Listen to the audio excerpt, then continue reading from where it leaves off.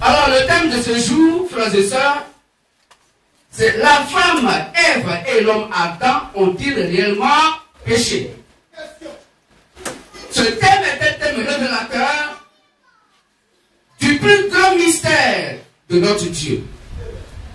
Mesdames et messieurs, peuple du monde entier, frères et sœurs FVM, pour du ministère de la voix de minuit, ça c'est nous, et RDS, pour parler de la lumière du soir, ceux qui ont cru au message, aux croyants des messages donc de Branham, le dernier prophète messager, et Vierge de notre Dieu, l'être suprême supérieur, souverain créateur, appelé Dieu Pascal Doré, c'est toute chose avant la création du monde physique.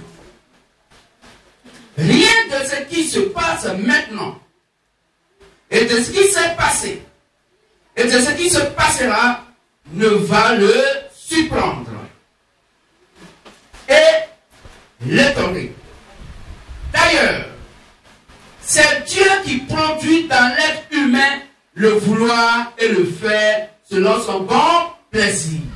Selon Philippiens 2, verset 13. Car c'est Dieu qui produit en vous le vouloir et le faire selon son bon plaisir. Amen. Amen. Amen. Donc c'est Dieu qui produit à chacun d'entre nous le vouloir et le faire selon son bon plaisir. Il n'y a pas quelqu'un qui a sa volonté sur la terre. Que ce soit en bien comme en mal. Donc quand quelqu'un dit c'est moi j'ai dit, c'est pas toi, c'est Dieu qui a mis ça en toi de dire. Que se veut dire ça? Amen. Alors, nous allons prendre l'exemple. Dieu a endurci Pharaon expressement pour qu'il le frappe. Dieu voulait frapper Pharaon, il a endurci expressement. Disons cela, Exode 4, 21. Et nous allons prendre Romains 9, 21. Exode 4, 21. Romains 9, 21. Nous allons nous lever pour la première lecture. Et après la première lecture, ici, comme notre Dieu n'a pas dormi dans une prière, nous allons lever la main vers le soleil levant. À toi, prions fortement. Puis Jésus la parfaite chair. 1, 2, 3, c'est parti. Christ Jésus la parfaite chair. Christ Jésus la parfaite chair. Christ Jésus la parfaite chair. Merci pour ta parole. Nous t'écoutons. Amen. Amen. On se lève tous pour le respect de la parole. Et nous allons lire Exode 4, 21 et Romains 9, 21. Exode 4, verset 21. L'Éternel dit à Moïse, en partant pour retourner en Égypte, vois tous les prodiges que je mets en ta main. Tu les feras devant Pharaon, et moi j'endurcirai son cœur, et il ne laissera point aller le peuple. Amen. Amen. Amen. Romains 9, 21. Romains 9, verset 21. Le potier n'est-il pas maître de l'argile pour faire avec la même masse un vase d'honneur ou un vase d'un usage vil? Amen. Merci à ce nous s'il vous plaît. Donc voici que Dieu nous fait comprendre que expressement il a amené Pharaon à être endurci. C'est Dieu qui fait ça. Ça n'a pas surpris. Il envoie Moïse pour que Moïse demande le peuple à Pharaon de libérer le peuple. Le même Dieu passe derrière et il endurcit Pharaon. Il ne faut pas laisser Moïse de prendre le peuple. C'est Dieu qui fait ça. Qu'est-ce que vous dites? Le même Dieu qui est amour là, il dit c'est lui qui fait. Donc sur la terre qui a créé des hommes pour sa gloire et des gens pour aller à l'enfer. C'est Dieu qui fait ça. Quand le potier est libre de prendre pour la même masse d'argile, faire un pot d'un usage d'honneur et le même, la même masse d'argile, un pot d'usage vil. Ou bien, ça n'existe pas. Même les verres, on prend, on transforme là. On prend même caoutchouc là, et puis on fait des pots, des assiettes, on mange dans le gobelet, on boit de l'eau dedans. Avec même les verres là, ils vont faire pour là-bas. On va aller chier dedans. C'est clair, je le dis pour qu'on puisse mieux comprendre. C'est pour ça que Dieu fait. J'ai dit, Dieu est tellement amour, il ne peut pas faire du mal. Vous mentez. Il dit, c'est lui qui fait ça. Qu'est-ce que je veux dire ça? Alors, nous allons lire aussi, frère. Verset 5, évêque notre Dieu. Tout ce qui se fait sur la terre est déjà fait dans le ciel. On comprend mieux? Si tout ce qui se fait sur la terre est déjà fait dans le ciel. Exemple. La rébellion de Satan a commencé dans le ciel avant de venir sur la terre. Or, c'était là la volonté de notre Dieu que Satan se rebelle. Qu'est-ce que je dis ça? Amen. Écoutez attentivement. C'est Dieu qui a créé toutes choses, y compris l'iniquité. Même les ténèbres ont été créées par Dieu. On va dire ça, Ésaïe 45, verset 7. Dieu qui est amour là, celui qui a créé la ténèbre. Il faut que les ténèbres jouent leur rôle. Celui qui a créé la mort. Il faut que la mort joue son rôle. Ésaïe 45, verset 7. Je forme la lumière. Je forme la lumière. Il n'a pas dit je crée la lumière. Il dit je forme la lumière. Et je crée les ténèbres. Et je crée les ténèbres. Je donne la prospérité. Je donne la postérité. Et je crée l'adversité. Et je crée l'adversité. Donc tous vos sorciers, parents sorciers, nos parents sorciers, nos ennemis là, personne ne fait quelque chose de son propre gré. C'est Dieu qui fait ça. C'est ça l'évangile. L'évangile, c'est pas donner ta vie à Dieu. Non, c'est ça qu'il faut comprendre. Moi l'éternel, je fais toutes ces choses. Il dit, moi l'éternel, c'est tape la poitrine. Moi l'éternel, je fais toutes ces choses. Qu'est-ce que vous dites ça? Amen. Qu'est-ce que vous dites ça? Amen. Donc c'est Dieu qui a créé toutes choses, y compris l'iniquité. Même les ténèbres ont été créées par Dieu. Selon Isaïe 45, verset 7. Même le mal a été créé par Dieu exprès. Selon donc que le dit Proverbe 16, verset 4. Le mal a été créé par Dieu exprès. On va lire ça. Proverbe 16, verset 4. Proverbe 16, verset 4. L'Éternel a tout fait pour un but. Oui. Même le méchant pour le jour du malheur. C'est tout. Amen. Donc si tu as ton petit méchant à la maison qui te fatigue, il ne faut pas avoir les yeux roussis lui. Il faut te prendre à Dieu. Parce que c'est lui qui l'a fait pour le jour de ton malheur. On va comme ça. Les souvenirs. Terminons par cette grande révélation. Notre Dieu, pour pousser Satan à se révéler, lui a confié toutes choses après qu'il ait mis l'iniquité en lui. Il lui confie la richesse physique.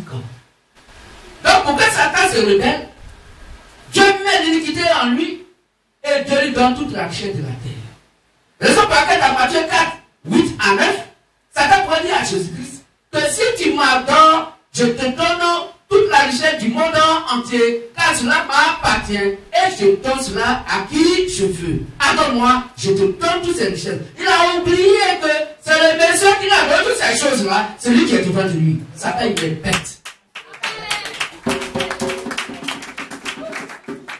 Matthieu 4, verset 8 à 9. Le diable le transporta encore sur une montagne très élevée, lui montra tous les royaumes du monde et leur gloire, et lui dit, je te donnerai toutes ces choses si tu te prosternes et m'adores. Amen. Que Dieu nous bénisse ça. Amen. Alors, de la même manière, Jésus le Christ a confié la trésorerie à Judas l'Iscariote pour que Judas l'Iscariote puisse le livrer à cause de l'argent. C'était pas pour rien. Ça veut dire Judas Iscariote là. C'est Satan incarné. Il s'appelle le petit frère de Caïn. Judas Iscariote, c'est le petit frère de Caïn. Caïn qui était fils du malin Satan. Donc de la même manière que dans le ciel, Satan s'est rebellé contre Dieu, sur la terre, Satan va se rebeller contre Dieu. Car ce qui s'est passé dans les cieux va se manifester sur la terre. Jean 3, verset 7, l'homme ne peut manifester sur la terre que ce qu'il a reçu du ciel. Que souvenez ça. Frères et sœurs, MVM et LDS viennent de notre Dieu. En réalité, et en profondeur, Judas n'a pas vendu Jésus le Christ de son propre gré. Tout comme la femme Ève et l'homme Adam n'ont pas péché de leur propre gré. C'est pour cela qu'ils ne sont pas partis à l'enfer après leur mort physique. Donc Adam et Ève n'ont pas péché de leur propre gré. C'est Dieu qui les a menés à pécher. Ils ne sont pas responsables du péché. Dieu les a utilisés comme un instrument pour le péché, pour que ça puisse s'accomplir. Parce qu'en Dieu, il y a plusieurs attributs. Pour que Dieu soit un sauveur, il faut des perdus. Or, pour qu'il y ait des perdus, il faut que la mort vienne. Il faut que celui qui va faire perdre les gens, il vienne sur la terre, qu'il ait sa mission à faire. Si Dieu doit ressusciter, il faut la mort. Mais s'il est le Dieu de la résurrection, il faut que les gens meurent. Mais s'il n'y a pas de mort, si personne n'est mort, comment Jésus-Christ pourrait ressusciter Lazare? Mais c'est parce que le péché a été consommé que le péché a fait ressortir ses attributs dans lesquels il y a la souffrance, par laquelle nous souffrons. La femme doit enfanter d'un vrai enfantement, l'homme va manger la sueur de son front, tu es poussière, tu as la poussière pour dire tu vas mourir. Dieu fait toutes ces choses rien que pour manifester sa gloire. Que je bénisse. Que je bénisse. Alors, une dernière chose pour terminer complètement. Lisons 1 Pierre 1, 18 à 19. Il nous reste 8 minutes. 1 Pierre 1, 18 à 20. 1 Pierre 1, 18 à 20. Ok. Sachant que ce n'est pas par des choses périssables, oui, par de l'argent ou de l'or, que vous avez été rachetés de la vaine manière de vivre que vous avez hérité de vos pères, mais par le sang précieux de Christ, comme d'un agneau sans défaut et sans tache, prédestiné avant la fondation du monde et manifesté à la fin des temps à cause de vous. Donc nous comprenons que Jésus-Christ devait mourir. Pourquoi? Parce que c'est dans les cieux qu'il est mort premièrement, puis son sang est versé. Est-ce qu'on comprend bien? Puisque la Bible nous fait comprendre dans la lutte de l'Apocalypse 5, verset 9, que Christ Dieu a racheté donc par son sang son peuple appelé son église. On va dire ça tout à l'heure. Apocalypse 5, verset 9. Oui. Et il chantait un cantique nouveau. Oui. En disant. Tu es digne de prendre le livre. Oui. Et d'en ouvrir les sceaux. Oui. Car tu as été immolé. Tu as été immolé. Et tu as racheté pour Dieu par ton sang. Par ton sang. Des hommes de toute tribu. Les hommes de toute tribu. De toute langue. De toute langue. De tout peuple. De tout peuple. Et de toute nation. Et de toute nation. Amen. Et on a vu ça sur la terre à Golgotha où il a été crucifié. Maintenant, 1 Pierre 1, 18 avait nous dit que avant que son sang ne soit versé sur la terre, son sang a été versé avant la fondation du monde physique. Que je bénisse. Amen. Donc frère, Adam et Ève n'ont pas péché de leur propre gré. Judas Iscariote, il n'a pas vendu Jésus-Christ de son propre gré. Jésus-Christ lui a donné seulement, je ne sais pas pourquoi je peux dire ça, je peux même dire que c'est une accusation. Parce que c'est lui qui l'a poussé à le faire. Est-ce qu'on comprend mieux? Est-ce qu'on prête la religion ne peut pas comprendre ça? Pourquoi? Parce que la Bible dit, Jésus lui dit, que celui qui va me vendre au milieu de vous, il va à ses disciples, et il dit, malheur à cette personne, mieux fallait qu'il ne naisse. Malheur à cette personne, mieux fallait qu'il ne naisse. Il dit, celui à qui j'ai donné le pain trempé, c'est lui qui va me vendre. Judas Iscariote, et là, ces deux oreilles ont bien compris toutes les paroles de malédiction que Jésus a prononcées. Jésus prend le pain, il trempe dans le vin, et il soulève le pain, pour Judas prend, et puis il avale. Il n'a pas compris. C'est Jésus qui l'a poussé à le faire.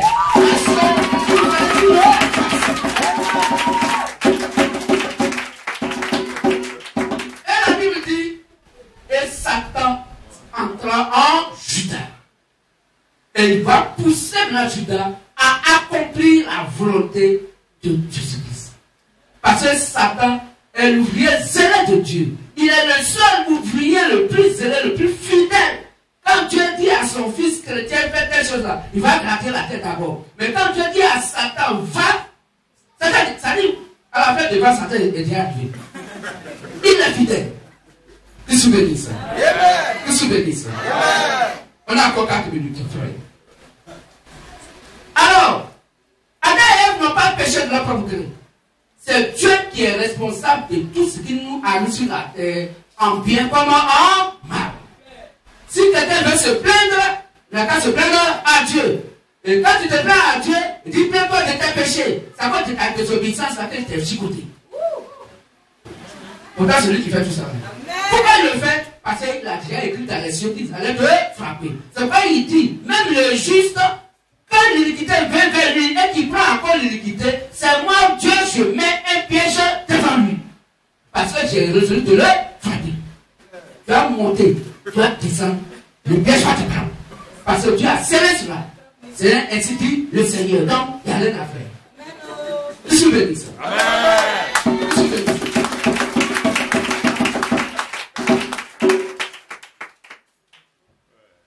Alors, nous finissons. Dieu ayant prévu que Jésus-Christ meurt pour les péchés, a poussé. Dieu ayant prévu. Donc Dieu nous explique le pourquoi du péché d'Adam et Ève. Donc Dieu ayant prévu que Jésus-Christ meurt pour les péchés, a poussé l'homme Adam et à la femme Ève à pécher. Afin que ce qu'il a prévu s'accomplisse sur la terre. C'est pas exprès. Et si amant que Dieu a placé Satan dans le jardin d'Éden, Dieu aussi a fait exprès. Il a placé Satan dans le jardin d'Éden devant une jolie femme Ève. Vous comprenez la suite? Alors, frères et sœurs, c'est pas exprès. Et si amant que Dieu a placé Satan dans le jardin d'Éden et il a mis l'homme Adam et la femme Ève qui étaient sans la parole. Parce que Dieu n'a pas soufflé dans la vie de Ève un souffle de vie qui est la parole qui doit être à Ève qui est la vérité. Parce que la parole est la vérité. Or Satan est le mensonge. Donc si la vérité était à Ève, Ève allait savoir que les paroles que Satan était de lui dire c'était du mensonge. Dieu a fait exprès. Il souffle dans la vie d'Adam un souffle de vie. Adam est Dieu dans un corps humain. Mais Ève, il ne souffle pas dans ses narines. Donc Ève n'est qu'une nature simple. Ça la parole. Vous comprenez un peu? Dieu a fait exprès pour que Satan puisse la tromper. Qu'est-ce que tu veux dire ça? Amen. Alors ainsi, en conclusion, la femme Ève a été placée dans le jardin d'Éden sans la parole afin que Satan puisse la tromper. Remarque personnelle du cliché. Le monde entier est une cassette vidéo dont l'acteur et le metteur en scène est Dieu lui-même qui regarde donc Dieu lui-même. Est-ce que vous comprenez? Je reprends. Le monde entier est une cassette vidéo dont l'acteur et le metteur en scène est Dieu lui-même, lui qui regarde Dieu lui-même. On comprend bien, non? Amen. Ça dit, le frère, Lamine, tu fais un film, le frère Amine fait un film avec les frères et sœurs, la Gérasiat. Le film est réalisé, on met sur bonne magnétique, une cassette, on prend, et nous tous on est assis, dans le salon du frère et on met la cassette. Et ils sont en train de regarder. C'est-à-dire les acteurs eux-mêmes sont en train de regarder le film que eux-mêmes ils ont réalisé. Dieu est en même temps acteur et en même temps il nous prend comme des acteurs, donc le réalisateur et nous qui sommes les acteurs qui sont donc dans la cassette. C'est ce qui a été fait dans le ciel. La cassette a été préparée dans le ciel. Le film tournait dans le ciel. C'est ça qui se passe sur la terre. Donc, il faut comprendre. Donc, frère ami, comment aujourd'hui tu regardes le film et puis tu te dis non, dans le film, non, cette partie-là, non. Mais pourquoi ne pas passer comme ça? Tu peux changer ça. Donc, si on a compris, un chrétien ne peut pas changer la vie que Dieu a donnée sur la terre. La vie sur la terre nous est imposée par le temps et Dieu. On doit rien changer. Donc, tu es lamenté, comment? C'est parce que hier tu t'es lamenté là-bas. Donc, tu as été lamenté. Est-ce qu'on comprend mieux le message? Que je vous bénisse. Alors, nous avons fini. Je le dis la dernière partie. Nous avons pris 10 minutes. Le monde entier est une cassette dont l'auteur et le metteur en scène est Dieu lui-même. Lui qui regarde est Dieu lui-même. Qu'est-ce que je veux dire ça? On va se lever, nous allons accorder notre Dieu. Voici donc le message du jour. Est-ce que la terre est un homme qui n'a pas péché? Non. C'est Dieu qui a produit cela en eux. Qu'est-ce que je veux dire ça? Alors, s'il y a un frère ou une soeur qui veut accepter Christ par l'eau du baptême, c'est gratuit, il n'y a rien à payer. Vous venez, le jour où vous voulez qu'on vous baptise, on vous baptise. Il n'y a rien à payer conformément aux instructions du Saint-Esprit selon les Saintes Écritures. Qu'est-ce que je veux dire ça? Une question? Est-ce que je peux me permettre? Parce qu'on est déjà à midi de... Par rapport à l'évangile, j'ai lu qu'il est écrit dans l'évangile que toutes ces choses arriveront, mais malheur à celui par qui ça va arriver. Oui. Alors que c'est Dieu lui-même qui organise tout ça. Oui. C'est parce qu'il est sauveur, c'est pour te sauver que le malheur t'arrive. Oui, mais il dit malheur à celui par qui. Oui, bien sûr. Malheur, ces choses doivent arriver. Mais malheur, celui par qui les choses arrivent. Oui. Ou bien? Oui. Ok. Je te donne un exemple. Quand tu fais un chant de riz, 1 minute pour lui, on a déjà fini. Quand tu fais un chant de riz, est-ce que la mauvaise herbe ne pousse pas dedans? Ok. Quand tu pries, on dit que ah mon riz ou mon maïs qu'il est semé là, ah Seigneur, fais que la pluie tombe un peu, parce que ça fait longtemps, le sol est dur. Ma production là, ça part de cette année certainement. Seigneur, souviens-toi de moi, que la pluie tombe. La pluie a-t-elle tombé? Comment la pluie tombe là? Est-ce que la pluie va tomber uniquement sur tes pieds de maïs et laisser les mauvaises herbes? Ah ben pourquoi?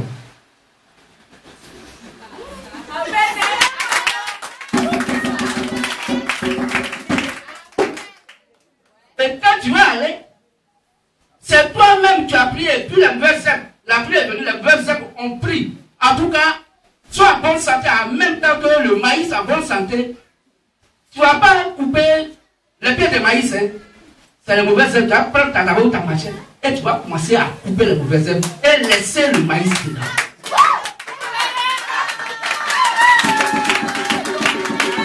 Tu me dis ça, on va se lever. Après, nous, Jésus, la parole, chien de toi, c'est parti.